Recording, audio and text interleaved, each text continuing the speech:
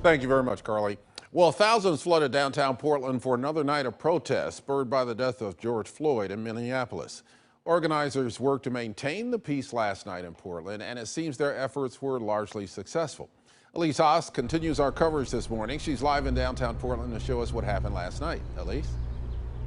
Ken, I'm here in Pioneer Square, and this is where thousands of people gathered last night. And as you can see, it is largely clean and clear. And there are some signs of graffiti, like you can see George Floyd's name on the Starbucks here. But at this point, it's really hard to tell when this type of vandalism did happen. Some new things this morning. Police did release that they arrested a dozen people overnight, late into the night. That was after the demonstration. Other things that they mentioned is that 2 officers were injured last night. One was injured after somebody threw a glass bottle at them. The other was injured after a car chase ended in them throwing spikes and catching that individual. Here are 2 new photos that Portland police released this morning, and they say that they took 2 guns from 2 separate people who stayed downtown after hours after these demonstrations. But I need to make it clear that this was a much different night than what we saw Sunday into Monday. Last night was another huge march for justice, and what I want to focus on now is how incredibly peaceful this demonstration was.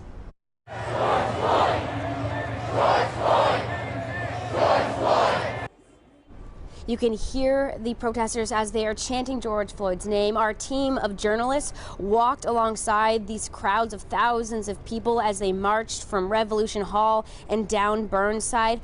Earlier in the day, protesters were fanned out across different neighborhoods in the city, and they all gathered downtown here in Pioneer Square. So this has been estimated to be the largest crowd yet, and we spoke to one man who was inspired to join this call to action, and he was impressed by how organizers kept the peace. If any type of hostility came between anybody that was, marching to participating, it was stamped down like, hey, this is peaceful. This is peaceful. And it's like, if we bring violence here, don't come. So, I mean, that's the ongoing, I guess the theme of the whole thing is we are trying to stop the violence, especially from people from our government, which is supposed to protect us.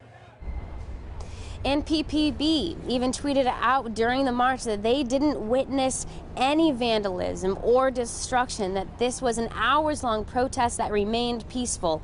So officers thanked all of the protesters and said that they hear their message.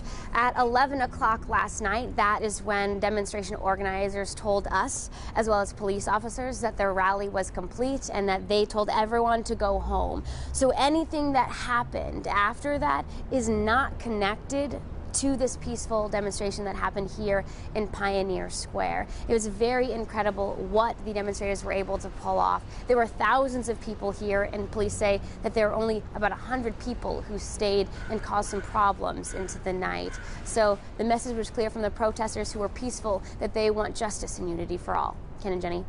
All right, thank you, Elise.